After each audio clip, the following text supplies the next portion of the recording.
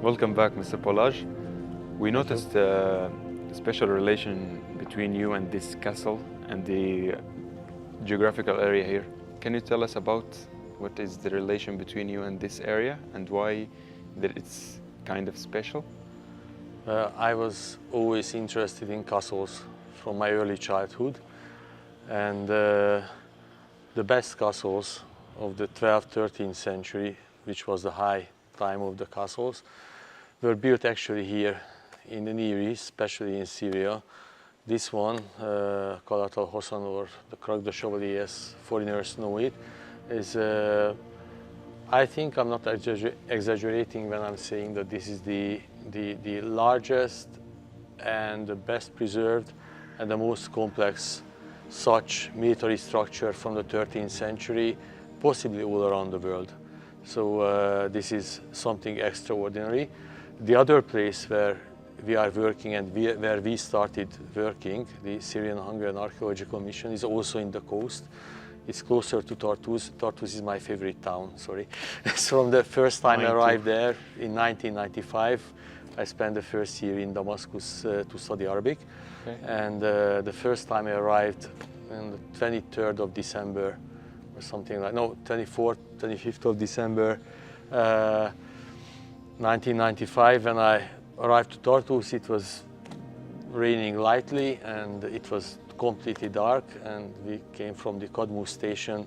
We went to this Funduk al-Siyah wal-Istiyaf. That was the cheapest accommodation in Tartus at that time. And I passed in front of the museum, which was the medieval cathedral, and somehow I felt that I'm at home. And started from there, and our first and main work was in Qalat Markab, which happens to be, most of its construction is from the same period as Qalat al-Hosn. And in the 13th century, when these two castles were having their golden age, Markab was even bigger to some extent and more important administratively than Qalat al-Hosn. Somehow it happened that we are working in both of these castles, and it's also very interesting.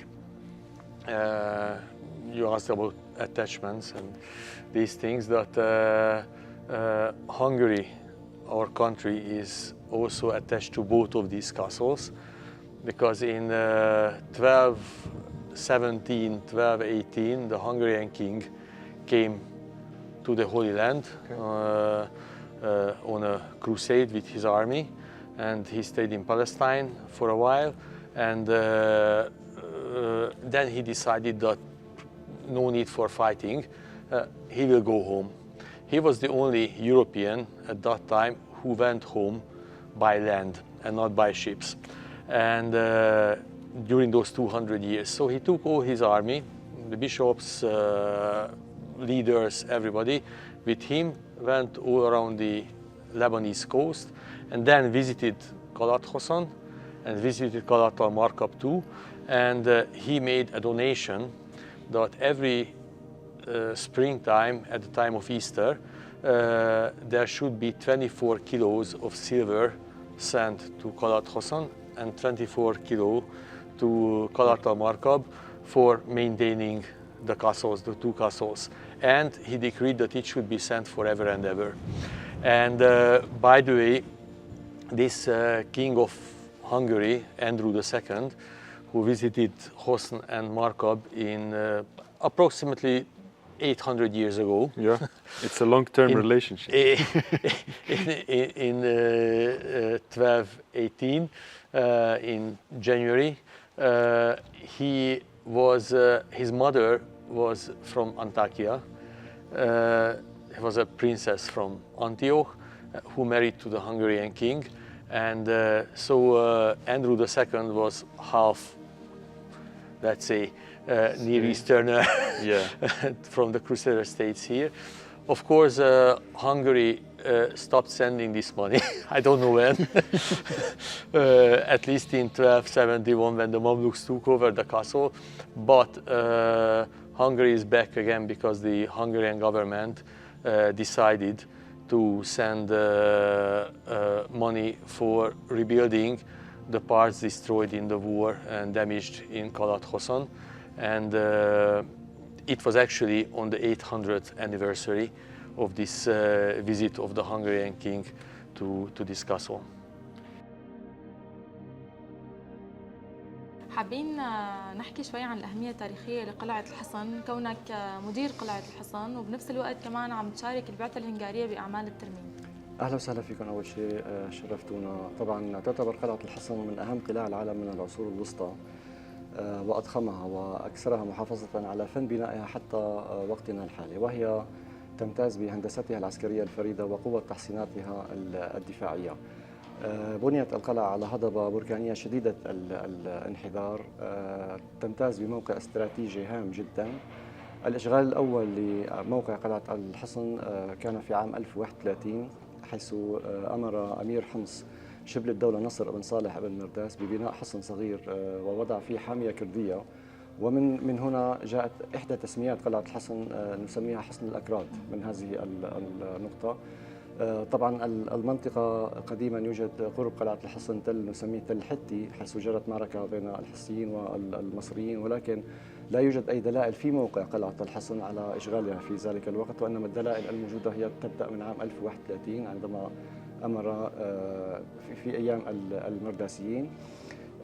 في فترة الحملات الصليبية هاجم الصليبيون الموقع عدة مرات إلى أن تمكنوا في عام 1109 من تدمير الحصن، ولكن مباشرة أدرك الصليبيون الأهمية الاستراتيجية لموقع قلعة الحصن. فنحن هنا في ضمن جغرافيا ما يسمى فتحة حمص، وهي كانت تتحكم بطرق القوافل التجارية والعسكرية بين الساحل والداخل. فالجيش الذي يتحكم بموقع قلعة الحصن كان يتحكم بطرق القوافل التجارية والعسكرية بين الساحل والداخل، ولذلك مباشرة بدأ الصليبيون في عام 1110 ببناء قلعة الحصن. طبعا تم بنائها على عدة مراحل. في أيام السلم كانوا يقومون بتوسيع القلعة، وفي أيام الحرب يتوقفون. طبعا هي تنتمي إلى سلسلة نسميها سلسلة القلاع الساحلية، وهي كانت منطقة عدم استقرار منذ العصور الوسطى، هي الحد الفاصل بين الصليبيين والمسلمين، ولذلك كان أحد الأسئلة التي تتبادر إلى الذهن طبعا بنيت على الطراز الصليبي ولكن لا يوجد بضخامتها في أوروبا. لماذا؟ السبب هو لأن الصليبيون كانوا مضطرين لوضع حامية عسكرية كبيرة لكي يتمكنوا من الهجوم أو الدفاع، كونها هي منطقة نعتبرها خط فاصل بين، ولذلك بنوا هذه القلعة بهذه الضخامة. تبلغ مساحتها حوالي 30,000 متر مربع، وهي تعتبر من أكثر قلاع العالم من العصور الوسطى تحصيناً، حيث تم تزويدها بأربع خطوط دفاعية. من جهة الجنوب والغرب خندق مائي خارجي يحيط بالسور الخارجي للقلعة، ثم سور القلعة الخارجي نفسه هو الخط الدفاعي الثاني.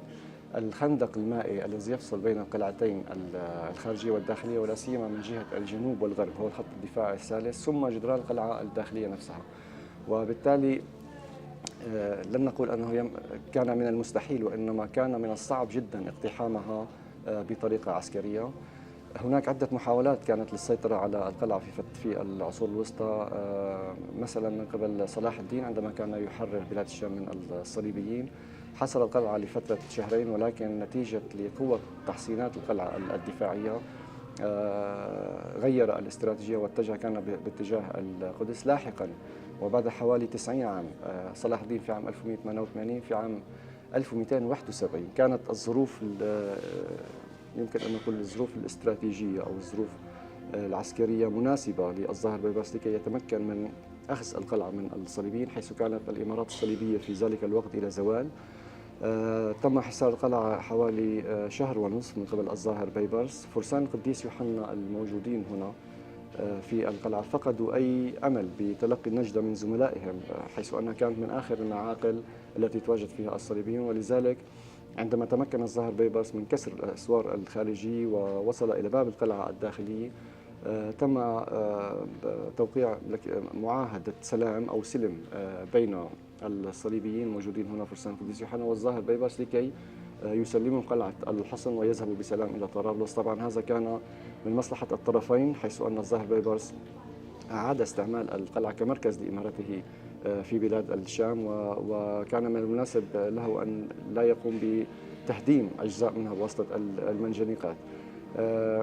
طبعا القلعة بنيت على 3 مراحل في الفترة الصليبية. حدث زلزال كبير في عام 1170 دمر أجزاء كبيرة من القلعة، ولذلك أجزاء جدا كبيرة من القلعة، وتم إعادة بناء في عام 1170، ولذلك نعتبرها هي الفترة الأولى عام 1170. في الفترة المملوكية هناك مرحلتين، حيث أضاف الظاهر بيبرس حاولوا تقوية الجهة الجنوبية من قلعة الحصن. كما ذكرت سابقا هي بنيت على هضبة بركانية شديدة الانحدار من 3 جهات، من الشمال والشرق والغرب. أما من جهة الجنوب فيوجد تلة مواجهة لمبنى القلعة. حاول الظاهر بيبرس تقوية الدفاعات لقلعة الحصن من الجهة الجنوبية، حيث بنى برجين في الزاويتين الغربية والشرقية من الجهة الجنوبية من القلعة، يعرفان باسم برجي الظاهر بيبرس. لاحقا وبعده قام السلطان قلاوون ببناء برج أيضا في الجهة الجنوبية، وهو برج مربع وضخم جدا، لكي يتمكن من مواجهة أي هجوم على القلعة من الجهة الجنوبية. أضافوا العديد من المنشآت الأخرى المماليك كالحمامات المملوكية الموجودة في قلعة الحصن.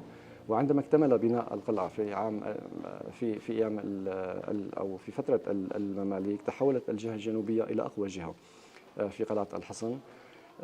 إشغال القلعة كان مستمرا منذ بنائها حتى احتل العثمانيون بلاد الشام. طبعا العسكر أو الجنود العثمانيون كانوا يستعملون القلعة حتى النصف الثاني من القرن ال19، حيث هجروا القلعة. وفي هذه المرحلة الأهالي الذين كانوا يسكنون في المنطقة حول قلعة الحصن انتقلوا إلى الداخل وأقاموا قرية في الفترة العثمانية. حوالي 1000 شخص كانوا يسكنون داخل القلعة، طبعا لحمايتهم من قطاع الطرق في ذلك الوقت.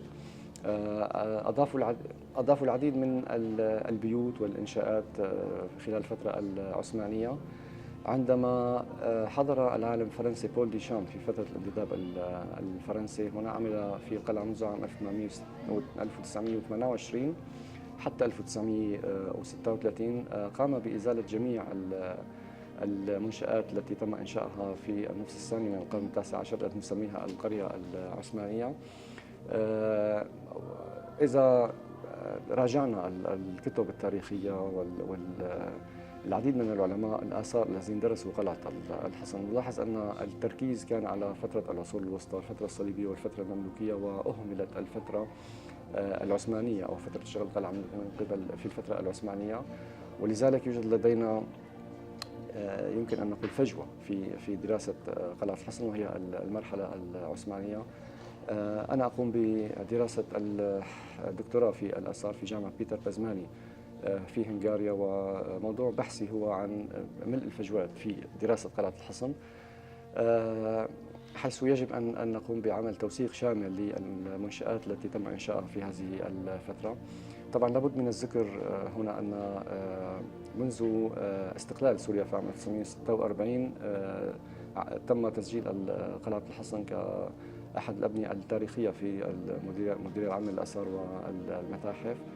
في عام 2006 تم تسجيل على لائحة التراث العالمي في ملف مزدوج قلعة الحصن وقلعة صلاح الدين، طبعا للمميزات الكثيرة التي تحدثنا عنها والتي تستحق التسجيل.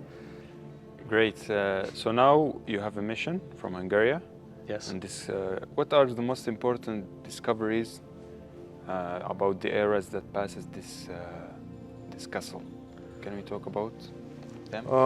It's not easy because the mission itself is concentrating mainly on rebuilding and restoration of the castle. We concentrated our efforts on the advice of the Syrians because the Syrian team is deciding where to intervene, which is the most important. Mm-hmm. The most urgent and most important was the Baybars Tower, which was in a very bad condition of preservation. It has been done by the Syrian colleagues, so Hungarian help, but and with Hungarian discussions and partaking in the planning and documentation, but the Sugultan-Fizi, the execution work is done completely and directed completely by the Syrian colleagues who are perfect, and done by the local Syrians who are doing extremely precise and nice job. It's really It's something superior that we see here. For the reconstruction, also the stables have to be supported because otherwise the vault might collapse. And what we, the Hungarian side, are doing here at the site is the restoration of the frescoes, the wall paintings in the chapel, and I'm actually stabilizing the frescoes so that they don't fall down. There are some medieval paintings here, and also some excavation works that are needed in these places. For example, on the construction of the church, which was then later on used as a mosque in the Mamluk and Ottoman times. في أواخر عام 2016 وبداية 2017 تم توقيع اتفاقية بين المديرية العامة للآثار والمتاحف والجانب الهنغاري، وأقصد بجامعة بيتر بازماني في هنغاريا، وذلك لإجراء بعض الترميمات الإسعافية في قلعة الحصن. طبعا كوادر المديرية العامة للآثار والمتاحف قامت بوضع الأولويات واستراتيجيات الترميم بعد أن قمنا بإعداد استمارة تقييم الأضرار. هناك العديد من الأولويات بالنسبة لموقع مشهور كقلعة الحصن. هناك أولويات إنشائية للأماكن الخطرة، هناك أولويات سياحية لتأمين زيارة مريحة للزائر داخل قلعة الحصن، أولويات تاريخية. ولذلك تم الاتفاق بين المديرية العامة للآثار والمتاحف والبعثة الهنغارية العامة في قلعة الحصن للبدء بالأولوية التاريخية التي نقول، وهي الفريسكات الموجودة في برج الكنيسة في قلعة الحصن، والتي كانت بحالة يرسى لها نتيجة تضرر سقف الكنيسة، وبالتالي بدأت المياه بالتسلل إلى هذه الفريسكات، وإن لم نقوم بالتدخل الإسعافي كان ذلك سيؤدي إلى ضرر كبير لها. وبذلك عزل سطح الكنيسة طبعا بالتعاون مع الجانب الهنغاري أو البعثة الهنغارية العامة في قلعة الحصن وترميم زاوية الكنيسة. ثم تم توقيع اتفاقية إطارية بين المديرية العامة للآثار والمتاحف ومؤسسة والهنغاري هيلبس في هنغاريا. كان أولى ثمار هذه الاتفاقية الإطارية هي مذكرة التفاهم لترميم برجي الظاهر بيبرس والكنيسة في قلعة الحصن. تم القيام بالعديد من الأعمال كعزل الكنيسة، ترميم الزاوية، إعادة تأهيل نظام التصريف المائي في القلعة الداخلية، والذي هو معقد جدا، حيث أننا استعملنا نفس القنوات التي كانوا يستخدمونها لتصريف مياه السطح. طبعا هذا يتطلب منا القيام بالعديد من الترميمات أو عفوا التنقيبات في القلعة، وطلبنا من الجانب الهنغاري متابعة تأهيل نظام التصريف المائي في القلعة الداخلية. ونتيجة هذه التنقيبات تم اكتشاف بعض الأماكن الجديدة في قلعة الحصن التي كالمكان الذي يمكن أن يكون احتمال كبير هو غرفة الغسيل في قلعة الحصن. بالإضافة إلى ذلك تم ترميم برج الظاهر بيبرس ومحيطه، وحاليا نحن نقوم بترميم أو بتدعيم الجدار الشمالي للإسطبل الثاني في قلعة الحصن. هذه الأعمال كلها تمت بتمويل من الجانب الهنغاري. طبعا كل هذه الترميمات هي تتم بإشراف المديرية العامة للآثار والمتاحف. المديرية قامت بالعديد من الترميمات أيضا كتجهيز المكاتب وتأهيل القلعة، وهناك مشروع لترميم بعض أجزاء القلعة تم تنفيذه في عام 2020. نأمل من جميع المنظمات الأهلية وحتى الإعلامية ومنظمتكم الكريمة أيضا المساهمة في الأعمال في قلعة الحصن، حيث أنه حتى نتمكن في ظل هذه الأزمة التي تعصف في بلدنا نحتاج إلى تضافر جهود جميع المعنيين بالتراث المادي واللامادي في قلعة الحصن وفي غيرها أيضا من الأماكن. We were doing lots of work on the building history, construction history of the chapel. Actually, we are at the most important part of the castle because the first castle was built sometime in the 10th century. We don't know who and when precisely, but it is very likely that it was built at the time when the Byzantines took back the Syrian coast and the Fatimids were trying to push them back to Anatolia. And then the border was approximately where now the border is between Lebanon and Syria.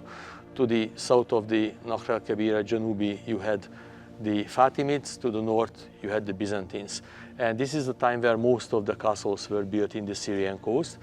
In the 11th century, when the Emir of Homs is said to have refurbished the castle or renovated it and brought in a new set of guards, it was already existing. The original name was Hisn al-Safah.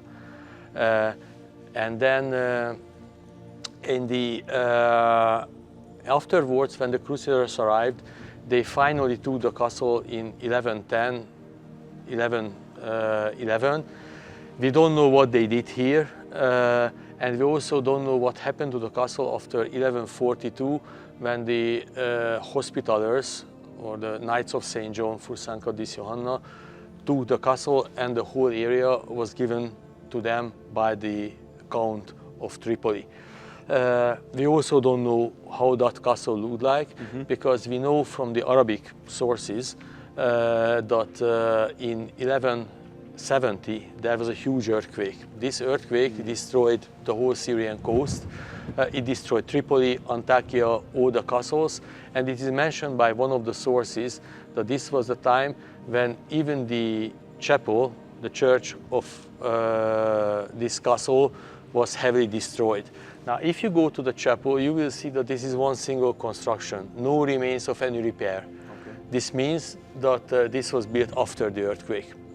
And if you look around all the other buildings of the castle, you will see that this was the first to be built, and the construction of the present castle started from the direction of the church, which means that we don't have anything from before 1170. And it is also very interesting how the whole structure developed, because originally this was the main facade of the church, the western facade, with a nice doorway. But military necessities were more important in a castle. Yeah. So when they added the so-called Princess Tower to the walls behind us on the terrace, then they constructed this staircase so that they are able to reach the tower fast with large number of troops, which destroyed the facade of the church. It's not very nice, and it's not very monumental anyway. So then they decided, okay, we are going to use the southern door as the main entrance, but it was very simple. So they had to construct this arch, this porch, and maybe this was the time when the chapel was painted, because first it might have been decorated only with some linen, decorated linen, and it was unpainted. It was sometimes hanged up if there was a big festivity, otherwise it was just standing natural. And then finally they got the money, and they had the masters from Europe coming who did the painting. And finally, when in 1271 the Muslims took over, the Mamluks, they transformed the church into a mosque, and they put two mihrabs to the southern side, and they used it happily. But then something happened, we don't know what and why exactly, but in the late Ottoman period, very likely when the village was already living inside the castle, they decided to raise the floor of the church like 60 centimeters. This is one of the things we have found during the excavations, because everybody thought that the present floor is the Crusader floor, but it is not. It is the Ottoman floor. The medieval floor of the Crusader and Mamluk period is half a meter below the present floor. The reason is not unknown.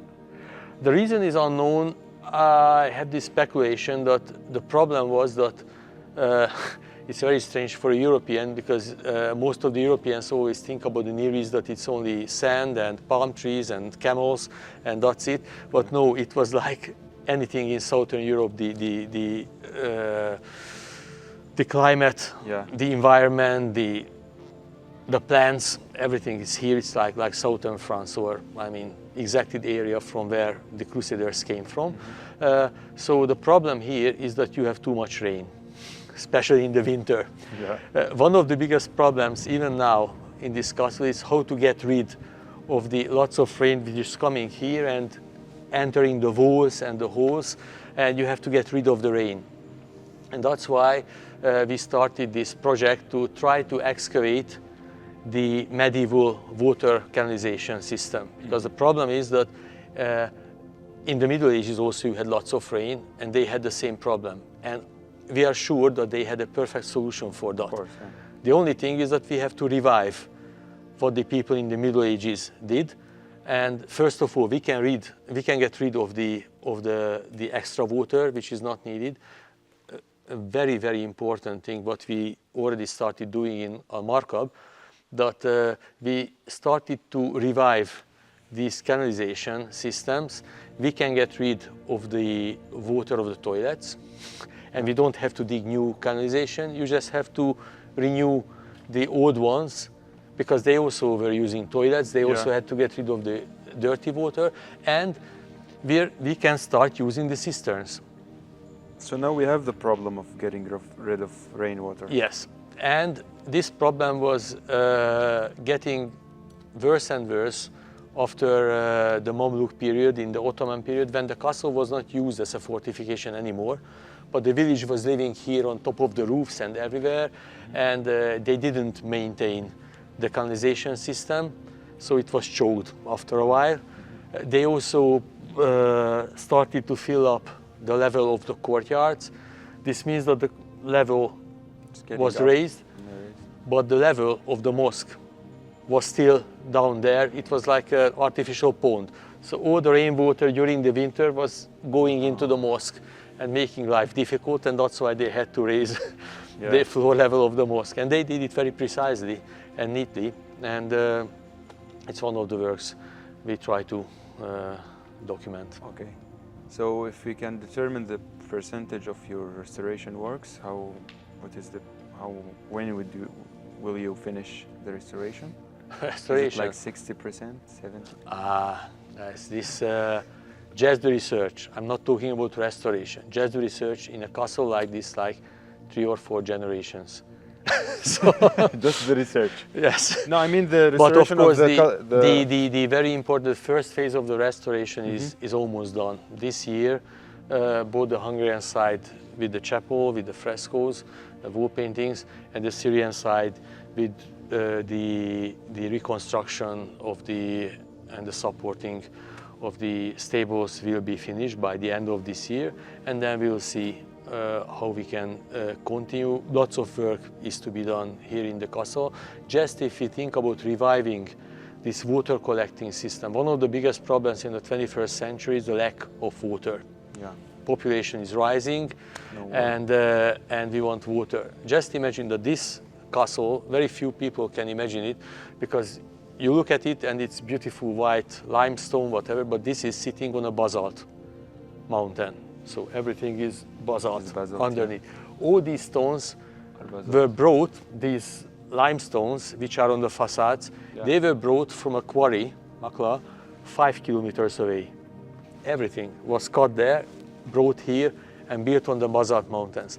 The basalt mountain also means that you can start digging here, you will not find water, because it's a volcanic area. So you have no wells. So you need the outside source of water. Just the rainwater. Yeah. And this rainwater, enough had to be collected in the cisterns so that you are going to maintain maybe 1,500, 2,000 people who were living in the castle, soldiers, servants, whatever, and the animals. Yeah. And you don't think just about drinking water. People had to wash.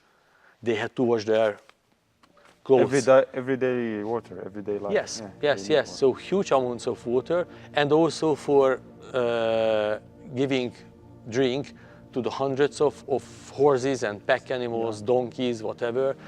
It all had to be provided by the rainwater. So they had such an intricate water collecting system. The mountain is full of Sakharij cisterns, and they were collecting the water. You had to make the collection, you have to solve it. So all these rooftops, these flat rooftops, were collecting water. There is one canalization coming behind us, in the corner of the chapel, in the wall, inside the wall. There you have 2 others inside the wall. they are all bringing the water from the roofs. It's a big water trap. Yeah. The top of the castle, everything is brought down. The water that is very clean, that is from the top of the roofs, it's for drinking. It goes to a separate cistern, and does the blue water, the clean water, the gray water, which is not that clean, for example, from the courtyard. It goes into a separate canalization system. It's used for flushing the toilets, whatever. And then you have the black water, the water of the toilets, and the wastewater that had to be get rid of. It had to be taken out of the castle. And every single drop of water in these castles in the Middle Ages was collected like this and made use of like this. And of course, you didn't have much space. Under us, we made the excavation here also. There is a cemetery, or there was a cemetery, with medieval people, Ottoman period dead people buried here. The medieval soldiers who were buried here, 3 of them had arrow heads in their skull. They died fighting somewhere, and they were buried here. So every single piece of the castle had to be made good use of. And thanks to God, the castle has been constructed very firmly on very good foundations, very thick walls, and even the earthquakes and the natural disaster couldn't make too much damage to it. Yeah, thankfully. Last but not least, would you have an advice for company Raha for ancient cities, restoring and documenting old cities and the heritage? It's a national company.